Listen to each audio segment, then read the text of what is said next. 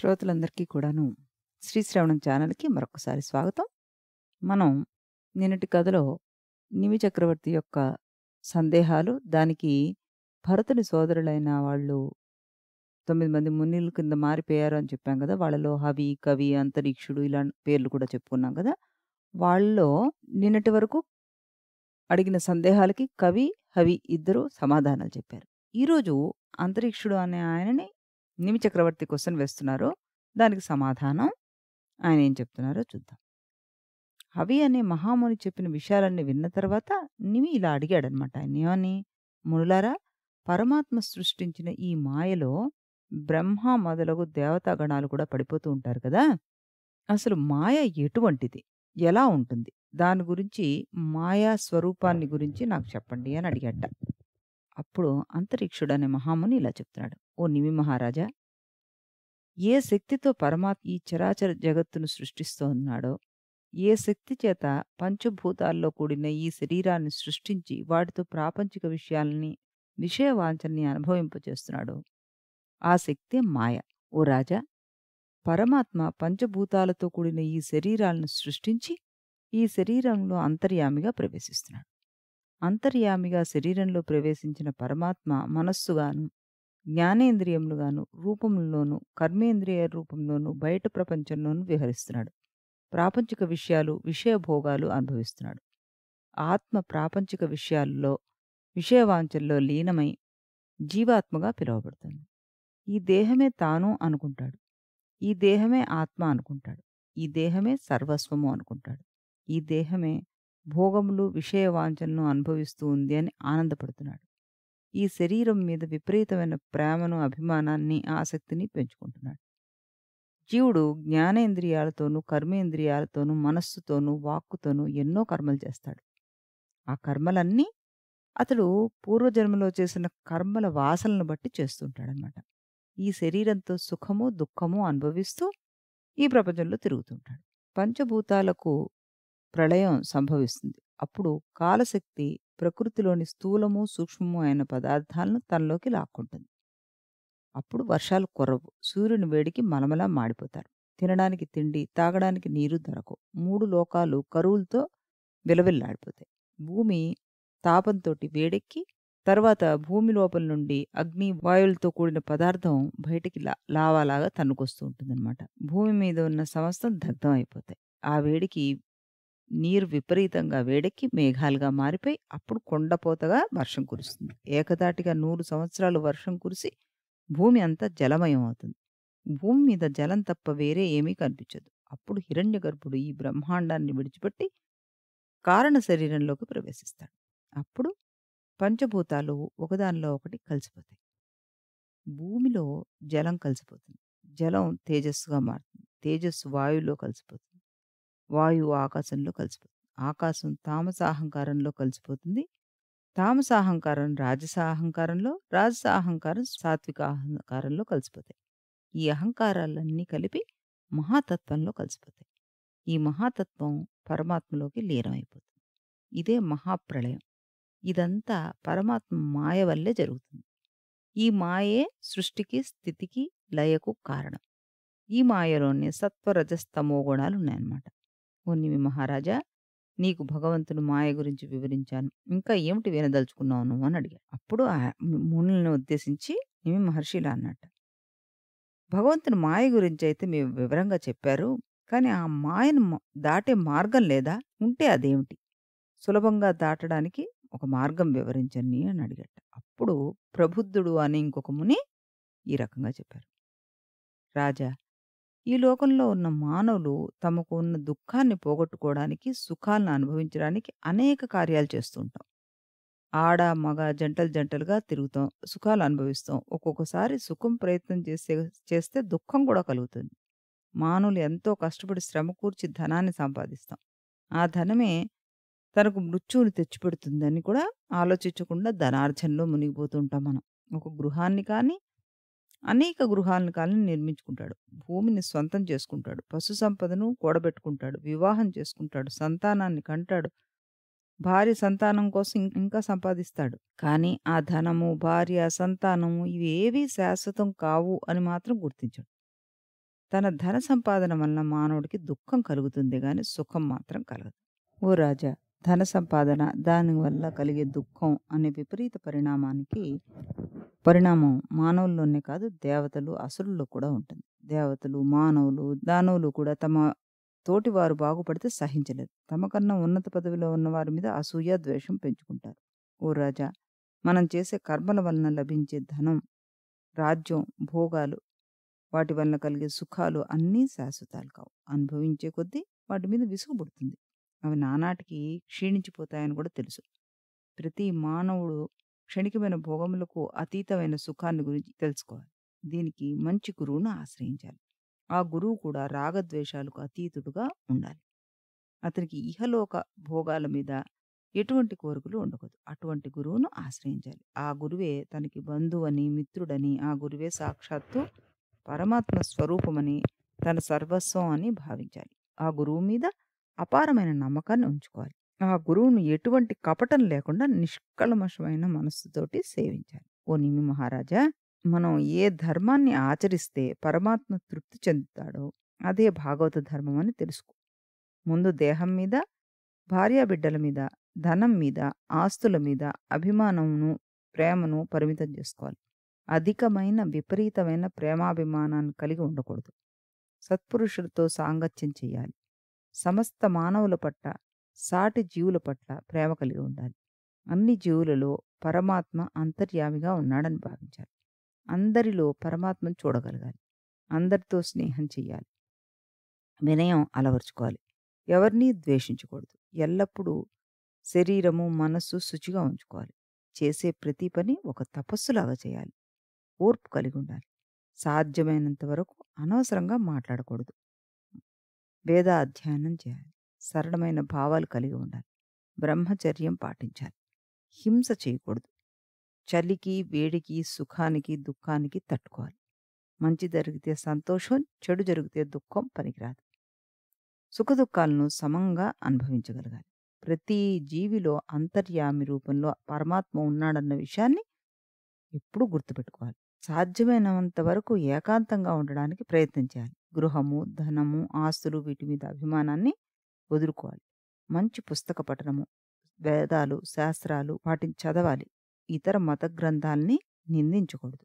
మనస్సును, మాటను నిగ్రహించుకోవాలి. శ్రీహరి అవతార లీలలు, గుణాలు గురించి చెప్తుంటే శ్రద్ధగా వినాలి. భగవంతుణ్ణి కీర్తించాలి. భగవంతుణ్ణి ధ్యానించాలి. భగవంతుడికి ఇష్టమైన కర్మలు చేయాలి. భగవంతుడికి ఇష్టమైన కర్మలనగా యజ్ఞాలు, యాగాలు చేయడం. తనకు ఉన్న దానిలో ఇతరులకు దానం చేయడం. చేసే ప్రతి పని భగవంతుడి గురించి తపస్సు చేయడంలాగా అనుకుని చేయడం. భగవద్భక్తులతో కలిసి సంచరించడం. భగవంతుని లీలల గురించి మాట్లాడడం.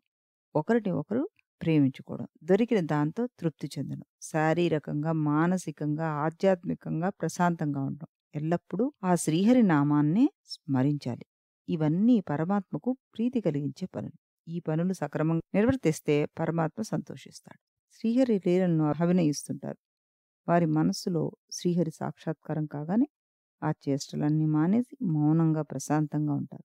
ఈ ప్రకారంగా భాగవత ధర్మాన్ని పాటించేవాడు ఆ మాయను కూడా అనాయాసంగా జయించగలడు. తర్వాత నిమిచక్రవర్తికి మరొక సందేహం వచ్చిందిట. మహర్షులారా, బ్రహ్మను నారాయణుడని అంటారు కదా, ఆ నారాయణ స్వరూపం గురించి నాకు తెలియచేయండి అన్నాడు. అప్పుడు పిప్పలాయనుడు అనే మహర్షి ఈ విధంగా చెప్తున్నారన్నమాట. ఓ మహారాజా, ఈ ప్రపంచంలో జరిగే సృష్టి, స్థితి, లయకు కారకుడు ఎవరు? ఏ కారణం లేకుండా ఎవరు ఉన్నారో ఆ పరమాత్మే నారాయణుడు అని పిలువబడతాడు. ఆయన తత్వమే నారాయణ తత్వం. జాగృత అవస్థలో, స్వప్న అవస్థలో, సుషుప్త అవస్థలో, సమాధి అవస్థలో ఎవరైతే స్థిరంగా నిలిచి ఉంటాడో ఆయనే పరబ్రహ్మ, పరమాత్మ అని తెలుసుకో. ఈ దేహంను, ఇంద్రియాలను, ప్రాణులను, మనస్సును నడిపించడానికి ఎవరు శక్తిని ఇస్తారో ఆయనే పరమాత్మ అని పిలువబడుతున్నాడు. అగ్నిలో నుండి నిప్పురవ్వలు పుడతాయి. కానీ నిప్పురవ్వలు నిప్పును ప్రకాశింపజేయలేవు. అలాగే ఆ పరమాత్మ నుండి పుట్టిన ఈ దేహం, ఇంద్రియం, మనస్సు, బుద్ధి ఇవేవి కూడాను పరమాత్మను ప్రకాశింపజేయలేవు. ఆ పరమాత్మకు ప్రమాణము వేదం. కానీ వేదం కూడా పరమాత్మ గురించి సౌకళ్యంగా చెప్పలేదు. ఎందుకంటే ఆ వేదం కూడా పరమాత్మ నుండే పుట్టింది కాబట్టి. ఈ బ్రహ్మతత్వం మొదట ఒకటిగా ఉంటుంది. తర్వాత అనేక విధాలుగా రూపుదిద్దుకుంటుంది. సత్వ రజస్తమో గుణాలతో కూడిన ప్రకృతి అనే పేరుతోటి ప్రకటితమవుతుంది. క్రియాశక్తితో కూడినప్పుడు సూత్రం అనే పేరుతో ప్రకటితమవుతుంది. జ్ఞానశక్తితో కూడినప్పుడు మహాతత్వం అనే పేరుతోటి పిలువబడుతుంది. జీవుడు దేహంలో ఉన్నప్పుడు అహంకారం అంటే నేను అన్నది పిలువబడుతుంది. కాబట్టి ఆ పరబ్రహ్మే, పరమాత్మ తత్వమే ఇన్ని విధాలుగా ప్రకటితమవుతూ ఉంటుంది. ఈ చరాచర జగత్తుకు కారణమైన ఆ పరమాత్మయే స్థూలము, సూక్ష్మము అయిన సకల వస్తువు రూపంలో వెలుగుతూ ఉంటాడు. ఈ పరబ్రహ్మ పదార్థానికి పుట్టుక, పెరగడం, చావడం అంటూ ఏమీ ఉండవు. సృష్టి లేనప్పుడు పరమాత్మ అత్యంత సూక్ష్మంగా పరమాణువుగా ఉంటాడు. అందులో నుండే మనకి బిగ్ బ్యాంగ్ అంటే మహావిస్ఫోటం జరిగింది. అప్పుడు ఈ అనంత విశ్వం ఆవిర్భవించింది. ఈ అనంత విశ్వం ఈనాటికి విస్తరిస్తూనే ఉంది. ఈ విషయాన్ని స్టీఫెన్ హాకిన్స్ అనే శాస్త్రజ్ఞుడు తన 'బ్రీఫ్ హిస్టరీ ఆఫ్ టైమ్' అనే గ్రంథంలో చెప్పాడు. ఆ విషయాన్ని ఇక్కడ భాగవతంలో కూడా చెప్పబడింది మనకి. మొదటగా ఒక్కటిగా ఉన్న పరబ్రహ్మ అనేకమయ్యాడు. ప్రకృతి, క్రియ, దేహం, అహంకారం, మహత్తత్వం, త్రిగుణాలు ఇలాగ అనేక రూపాల్లో ప్రకటితమయ్యాడు. ఇంకా వివిధ రూపాల్లో ప్రకటితం అవుతూనే ఉన్నాడు. బ్రహ్మశక్తి అనంతం. సర్వం ఆ పరబ్రహ్మమే. ఈ సృష్టిలో అనేక రకాల పుట్టుకలు జరుగుతుంటాయి. గర్భంలో నుండి పుట్టేవి, గుడ్డు నుండి పుట్టేవి, చెమట నుండి పుట్టేవి, విత్తు నుండి పుట్టేవి వీటన్నిటికీ ప్రాణం ఉంటుంది. ఆ ప్రాణం ఎటువంటి వికారానికి లోను కాదు. మనకు 3 అవస్థలున్నాయి. జాగృతావస్థ, స్వప్నావస్థ, సుషుప్తావస్థ. సుషుప్తావస్థలో ఇంద్రియాలు పనిచెయ్యవు. నేను, నాది అనే అహంకారం ఉండదు మనకి. శరీరంలో అవయవాలు మాత్రం పనిచేయవు. ఆత్మ నిర్వికారంగా ఉంటుంది. కానీ శరీరం తన చైతన్యాన్ని కోల్పోదు. అలా చైతన్యం కోల్పోతే అది మరణం. సుషుప్తావస్థలో నుండి జాగృతావస్థలోకి వచ్చినప్పుడు ఎంతో సుఖంగా ఉంటుందని అనుకుంటాడు. ఆ సుఖం ఎలా వచ్చింది? సుషుప్తిలో ఆత్మ ఒక్కటే నిర్వికార స్థితిలో ఉంటుంది. ఆత్మకు సహజ సిద్ధమైన ఆనందాన్ని, సుఖాన్ని అనుభవిస్తుంటుంది. మరల జాగృతావస్థలో రాగానే లౌకికమైన విషయాల్లో పడిపోతుంది. మానవులు ఈ జాగృతావస్థలో ఆత్మకు అనుసంధానం కావాలి అంటే, ఆత్మానందాన్ని అనుభవించాలి అంటే, శ్రీహరి పాదపద్మాలను భక్తితోటి, శ్రద్ధతోటి, ఏకాగ్రమైన మనస్సుతోటి సేవించడం ఒకటే మార్గం. అటువంటి భక్తి మానవుల్లో ఉన్న 3 గుణాలను, వాటి వలన పుట్టిన కోరికలను, ఆ కోరికలు తీరిన తర్వాత కలిగిన వాసనలను నశింపజేస్తుంది. అప్పుడు ప్రతి మానవుడు ఆత్మ సాక్షాత్కారం పొందగలడు అని పిప్పలాయండు వివరించాడనమాట. ఈ మాటలు విన్న నీవి చక్రవర్తికి ఇంకొక సందేహం వచ్చింది. ఓ మహామునులారా, మానవులు ఎన్నో కర్మలు చేస్తుంటారు కదా! ఈ కర్మలు చేస్తే మోక్షం పొందడానికి కావాల్సిన జ్ఞానం కలుగుతుందో, ఏమిటి చేస్తే మోక్షం పొందడానికి అడ్డుగా ఉన్న అడ్డంకులు అధిగమించగలడో, దానివల్ల మానవులు చేసిన కర్మ ఫలితం వారికి అంటుకోదో ఆ కర్మయోగాన్ని గురించి చెప్పండి అన్నాడు. అద్భుతమైన ప్రశ్న ఇది. అవిర్హోత్రుడు అనే మహాముని దీనికి సమాధానం చెప్తున్నారనమాట. మహారాజా, వేదాల్లో 3 రకాలైన కర్మల గురించి మనకు వివరించారు. మొదటిది మానవులు చేయదగిన కర్మలు. రెండోది మానవులు చేయవలసిన కర్మలు చేయకపోవడం. మూడోది చేయకూడని కర్మలు చేయడం. ఆచరించవలసిన కర్మలు ఏవి? ఆచరించకూడని కర్మలేవి? అనేవి వేదాల్లో ప్రస్ఫుటంగా ప్రతిపాదించబడ్డాయి. అంతేగాని లోకరీతితో ఏవి చెయ్యాలో, ఏవి చేయకూడదో మనకుగాను మనం నిర్ణయించుకోకూడదనమాట. మహారాజా, వేదం ఏ విషయాన్ని సూటిగా చెప్పదు. దానిని కథ రూపంలో వర్ణిస్తుంది. ఆ కథలోనే చెప్పవలసిన విషయాన్ని చక్కగా వివరిస్తుంది. వేదాలను ఇలా అర్థం చేసుకోవాలి. కొన్ని చెడు కర్మలు చెప్పి ఆ చెడు కర్మల ప్రభావం నుండి విముక్తి పొందడానికి మరిన్ని మంచి కర్మల గురించి చెప్తుంది. బాలుడి చేత మందు తాగించాలంటే నీకు తీపి తినుబండారాలు ఇస్తానని ఆశపెట్టి చేదు మందు తాగించాలి. వేదాలు కూడా నీకు ఈ పని చేస్తే స్వర్గం వస్తుంది, స్వర్గసుఖాలు అనుభవించొచ్చు అనే ఆశ చూపించి మానవుల చేత మంచి కర్మలను, శ్రేష్టమైన కర్మలను చేయడానికి పురిగొల్పుతుందన్నమాట. చంచల బుద్ధి గల మానవుడు ఈ విధంగానైనా మంచి కర్మలు చేస్తాడని వేదం ఆ విధంగా చెప్తుంది. ఇంద్రియలోలుడు, విషయలోలుడు అయిన మానవుడు వేదాలలో చెప్పబడిన కర్మల్ని చేయడానికి విముఖత చూపిస్తాడు. చేయకూడని పనులే చేసడానికి ఆసక్తి చూపిస్తాడు. ఈ కారణంగా అతనిలో అధర్మం ప్రజ్వరిల్లుతుంది. ఎన్నో చేయకూడని పనులు చేస్తాడు. పాపవాసనలు మూటగట్టుకుంటాడు. వాటి ప్రభావంతో ఈ సంసార సాగరంలో జనన మరణ చక్రంలో పడి కొట్టుకుంటూ ఉంటాడు. నరకం అంటూ ఏది ఉండదు. స్వర్గం అంటూ కూడా ఏది ఉండదు. మానవులకి వేదహిత కర్మల పట్ల ఆసక్తి కలగజేయడానికి, చేయకూడని కర్మల పట్ల విముఖత కలిగించడానికి, మంచి పనులు చేస్తే స్వర్గసుఖాలు అనుభవించొచ్చని, చెడు పనులు చేస్తే నరక యాతనలు అనుభవించాలని వేదంలో చెప్పబడింది. మానవుడు తనలో ఉన్న అహంకారాన్ని, దేహాభిమానాన్ని అంటే ఈగో వీటన్నిటిని పోగొట్టుకోవాలంటే వేదాలలో చెప్పబడిన విధులను అనుసరించి శ్రీహరిని అంటే ఆ పరమాత్మను ధ్యానించాలి, పూజించాలి. ఈ పనులు చేయడానికి మంచి గురువు కావాలని చెప్పుకున్నాం గదా మనం ముందే. వేదాల్లో చెప్పబడిన కర్మలు చేయాలంటే దానికి తగిన అధికారం పొందాలి. ఆ అధికారం ఉపనయనం వలన లభిస్తుంది. ఆ తర్వాత భగవంతుడిని ఎలా అర్చించాలో గురువుగారి వలన తెలుసుకోవాలి. ఆ పద్ధతిలోనే శ్రీహరిని అర్చించాలి. అవి ఏమిటి పద్ధతులు అన్నది కూడా మనం టూకీగా చెప్పేసుకుందాం. ముందు స్నానం చేసి ఉతికిన బట్టలు ధరించాలి. మనస్సును పవిత్రంగా ఉంచుకోవాలి. తనకిష్టమైన దేవుణ్ణి తలుచుకోవాలి. ప్రాణాయామం చేయాలి. అంగన్యాస, కరన్యాసాలు చేయాలి. తర్వాత పూజించాలి. భగవంతుడిని ఆవాహన చేయాలి. ఆసనం, అర్ఘ్యం, పాద్యం సమర్పించాలి. పుష్పాలు మొదలగు పూజా ద్రవ్యాలు, ఆశ్రమను, భూమిని, తనను, దేవతామూర్తిని ప్రోక్షణ చేయాలి. శుద్ధి చేయాలి. తర్వాత శ్రీహరిని ఏకాగ్ర చిత్తంతోటి అర్చించాలి.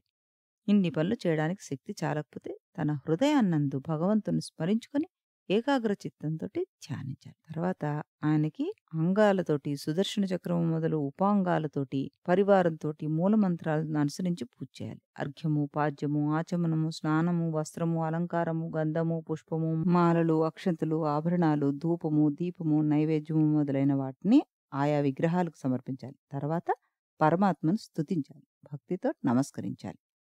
ఓ మహారాజా, ప్రతి మానవుడు తన ఆత్మను పరమాత్మ స్వరూపంగా భావించి శ్రీహరి విగ్రహాన్ని పూజించాలి. తర్వాత పూజించిన పూజా వస్తువులను శిరస్సున ధరించాలి. పూజ చేసేంత వరకు పరమాత్మను మనసులో నిలుపుకోవాలి. ఇతర ఆలోచనలు మనసులోకి రానీయకూడదు. ఏ మానవుడైతే అగ్నిని, సూర్యుడిని, జలాన్ని, అతిథిని తన హృదయంలో ఉన్న ఆత్మస్వరూపుడుగా పరమాత్ముడుగా పూజిస్తాడో అతను ముక్తి పొందుతాడు అని అవిర్హోత్రుడు నిమి చక్రవర్తికి చెప్పాడనమాట. అయితే ఇవన్నీ కూడాను శుకుడు మనకి పరీక్షిత్ మహారాజుకి వినిపిస్తున్నాడు కదా. పరీక్షిత్ మహారాజా, ఈ నిమి చక్రవర్తి తన గృహానికి వచ్చిన మహారుషులతోటి ఇలా అన్నట్ట. ఏమని? మహారుషులారా, శ్రీహరి తనకు తాను ఎన్నో అవతారాలు ధరించాడు. ఈ లోకంలో దుష్ట శిక్షణ, శిష్ట శిక్షణ కొరకు ఎన్నో పనులు చేశాడు. ఇంకా ఎన్నో పనులు చేస్తున్నాడు. భవిష్యత్తులో కూడా శ్రీహరి ఎన్నో అవతారాలు ఎత్తగలడు. వాటి గురించి నాకు చెప్పండి అని అడిగాట.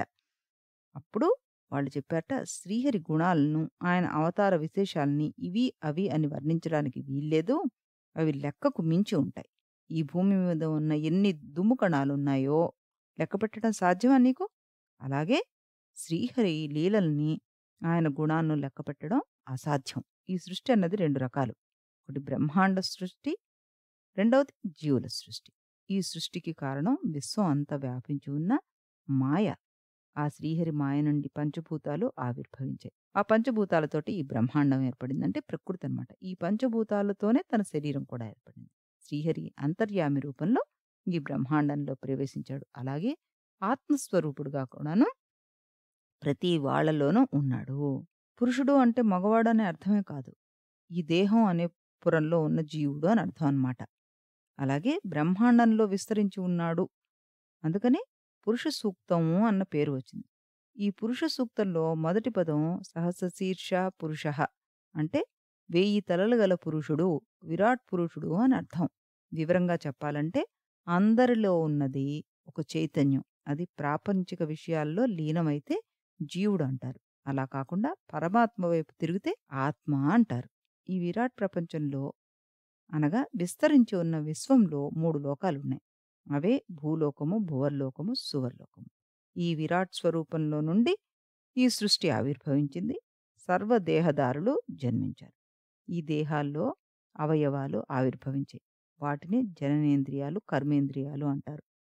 విరాట్ పురుషుని ఉచ్ఛ్వాస నిశ్వాసాల వల్లనే ఈ దేహంలో శక్తి, బలం ఏర్పడుతున్నాయన్నమాట. పూర్వం ధర్ముడనే ఋషి ఉండేవాడు. ఆయన భార్య పేరు మూర్తి. వారికి నరుడు, నారాయణుడు అని 2 ఋషులు జన్మించారు. వారు ఆత్మతత్వాన్ని ప్రజలకు బోధించారు. ఆత్మస్వరూపం తెలుసుకోవడానికి ఏం చేయాలో ముందు వారు ఆచరించి తర్వాత మానవులకి చెప్పారనమాట. ఆ నరనారాయణులు ఇంకా జీవించే ఉన్నారు. ఎప్పుడు ఎవరు ఏ మంచి పని చేసినా ఇంద్రునికి కంటగింపుగా ఉంటుంది. తన పదవికి చేటు వస్తుందని నిరంతరం భయపడుతూ ఉంటాడు. ఈ నరనారాయణులు తమ పదవికి చేటు తెస్తారేమోనని, తమ తపోబలం చేత తనను ఇంద్ర పదవి నుండి తొలగిస్తారని, ఇంద్ర పదవిని అధిష్టారేమోనని భయపడుతూ ఉండేవాడు. వారి తపస్సు భగ్నం చేయడానికి మన్మధుని పంపాడు. ఆ మన్మధులు వాళ్ళు ఈ వీళ్ళని ప్రలోభపెట్టడానికి ట్రై చేశారు. నారాయణ ఋషి కళ్ళు తెరిచాడు. మన్మధుడిని చూశాడు. మన్మధుడు గజగజ వణికిపోయాడు. ఆ రోజుతోటి నా పని అయిపోయిందనుకున్నాడు. కానీ ఆ ఋషి చిరునవ్వు నవ్వి, మీరేమీ భయపడకండి. నేను మీకు ఎటువంటి శాపము ఇమ్మను. మిమ్మల్ని శపించి నా తపస్సును వృధా చేయనని మన్మధుడికి మరలా ప్రాణం వచ్చినట్టయింది. సిగ్గుతో తల వంచుకొని అక్కడి నుండి వెళ్ళిపోయాట. ఈ రకంగా నరనారాయణులు అనే వాళ్ళు తన యోగ బలంతోటి కొంతమంది దేవతా స్త్రీలను కూడా సృష్టించారు. వారు లోకోత్తర సౌందర్యంతోటి, దివ్యమైన వస్త్రాలతోటి, అలంకారాలతోటి వెలిగిపోతూ మన్మధుని వెంట వచ్చిన అప్సరసలు వారి ముందు సూర్యుని ముందు దెవటీల వలె వెలవెలబోయేటట్టుగా చేశాడు. నారాయణ ఋషి మన్మధుని చూసి, వీరిలో అందమైన సౌందర్యవతి అయిన ఉత్తమమైన అప్సరసను ఎన్నుకొని ఆవిడ్ని స్వర్గానికి ఆభరణంగా చేయండి అని చెప్పాట. తర్వాత మన్మధుడు నారాయణ ఋషిని సేవించుచున్న వారిలో ఊర్వశి అనబడే దేవకాంతని ఎన్నుకొని ఆవిడతో పాటు స్వర్గానికి వెళ్ళాడు. అంటే ఈ ఋషులు కోపగించుకునే తత్వం ఉన్నవాళ్ళు కాదు. వాళ్ళ తపస్సుని ఆ రకంగా వృధా చేసుకోరనమాట. ఆ విషయాన్ని ఈయన గమనించాడు. శ్రీహరితోటి ఈయన రమిస్తూ ఉన్నారు. ఎవరు? మన నరనారాయణులిద్దరు. అంటే వాళ్ళకి ఇంక ఇహ ప్రపంచంతో బయట ప్రపంచంతోటి సంబంధమే ఉండదు. ఈ విషయాన్ని ఈ నిమి చక్రవర్తికి ఈయన చాలా చక్కగా చెప్పారనమాట. శ్రీహరి విశ్వ కళ్యాణం కోసం ఎన్నో అవతారాలు ధరించాడు. మానవుల ఆత్మజ్ఞానాన్ని ప్రబోధించాడు. హయగ్రీవుడుగా అవతరించి మధు అనే రాక్షసుని చంపాడు. దత్తాత్రేయుడుగాను, హంసగాను, సనకాదృషులుగాను, ఋషభుడుగాను అవతరించి మానవులకి ఆత్మజ్ఞానాన్ని ప్రబోధించాడు. వేదాల్ని పునరుద్ధరించాడు. ప్రళయకాలంలో మత్స్యావతారాన్ని ధరించి ప్రకృతిని, ధాన్యాలని, బీజాలని అన్నిటినీ రక్షించాడు. హిరణ్యాక్షుడనే రాక్షసుని సంహరించాడు. కూర్మావతారం ధరించి మందర పర్వతాన్ని వీపుని ధరించాడు. వామన రూపంలో బలిచక్రవర్తిని 3 అడుగులు దానం తీసుకుని అదితి కుమారుడైన ఇంద్రుడికిచ్చాడు. పరశురాముడుగా జన్మించి 21 మార్లు క్షత్రియుల మీద దండ ఎత్తి అధర్మపరులైన క్షత్రియులను నాశనం చేశాడు. శ్రీరాముడుగా అవతరించి సేతుని నిర్మించి రావణుని సంహరించి సీతను రక్షించాడు. భూభారాన్ని తగ్గించడానికి శ్రీహరి శ్రీకృష్ణుడుగా అవతరించి అనేక లీలలు ప్రదర్శించాడు. కల్కి రూపంలో కలియుగంలో అవతరించి దుష్టులను శిక్షిస్తాడు. ఓ నిమి చక్రవర్తి, ఈ విధంగా శ్రీహరి అవతారాలు ప్రకటితమవుతాయి అని శ్రీద్రుమీళుడు అనే మహాముని నిమి చక్రవర్తికి చెప్పాడనమాట. ఇంకా ఈయనకి ఏమైనా ప్రశ్నలున్నాయా? ఏం అడుగుతారు? అవి మనం రేపటి కథలో విందాం. అంతవరకు సెలవు.